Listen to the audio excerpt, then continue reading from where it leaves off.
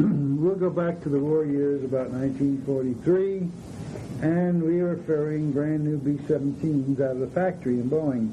I noticed I was looking at a statistic of how many planes were built. There was 4,000 built in Boeing, and I flew 100 away, so I figure I flew 1 out of 40, which is quite a number, considering, you know, that only 39 other guys might have done what amount that I had flown. But in flying planes across the states many times, we look back now, at that time as somewhat boredom because we're doing so much of it. Now it'd be wonderful if you could even do 10 minutes of it. But I was flying out of Salt Lake toward Cheyenne with Flight Officer D. Filippo, and he was a young man from Brooklyn, and he's co-pilot, and he was sort of a fun guy. And as we started flying across the plains of, I guess it's Wyoming there, out of Salt Lake, and what kind of plane were you flying? These were B-17s, of course, the Boeing B-17. And as we flew across, at a reasonable altitude, 4,000 or 5,000, I said, well, let's go down and fly on the deck.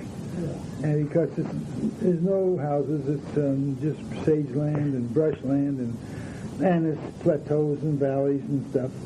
And so we got down on the deck, and we started having a wonderful time flying alongside the Union Pacific Railroad. And we're probably 100, 200 feet above the ground, and just great sensation, big 4-engine airplane moving rapidly over the ground and things sweeping by.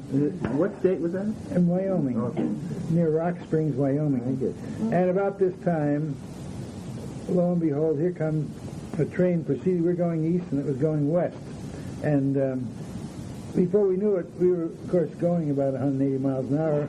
We gained on him so rapidly that he flashed by us, and as I looked out toward the back, I could see there was a conductor on the back platform of that train, and we paid no attention to it, and we came to a depression. We were in a sort of tableland, and there was a big depression, and we just jumped into the depression, flew right into it, and actually got out of sight because we were a little lower altitude. Like flying into a canyon. Yeah, something like that. Oh. And so we continued on our way. We got over past Rock Springs, and we got over toward Laramie, and then we had 60 miles of Cheyenne. Of course, we got up to a reasonable altitude, 3,000 feet above the terrain.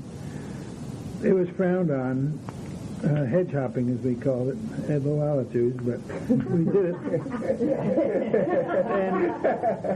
But it was fun. It was fun. So then we landed in Cheyenne, and I no sooner got on the ground then the operations officer came up to us and said, we had a report of a crashed B-17 just west of here, near Rock Springs. Did you see it? Were you near it? And we said, no, we didn't. He said, we never saw any airplane.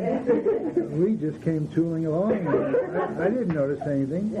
So he said, okay. And they said, well, they're looking for it. And so D. Filippo and I got our tickets, and that evening we boarded United, a DC-3 United Airlines, to fly back to the factory in Seattle.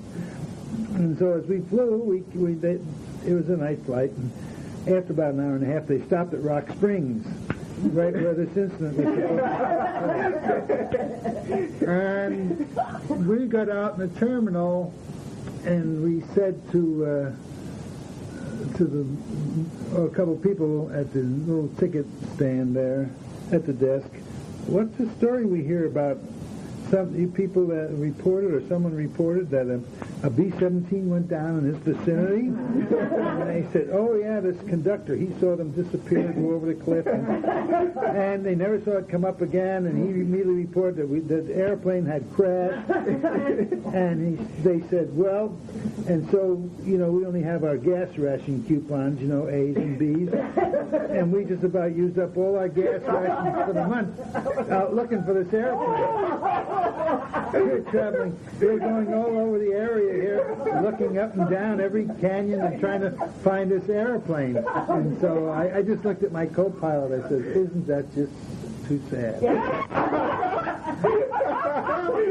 And we got back on the airplane and started for Seattle, and we laughed for probably 20 minutes. We thought it was funny. Nobody else thought it was funny. Yeah, we're going to send this tape to the Rock Springs Sentinel newspaper. In case you were wondering.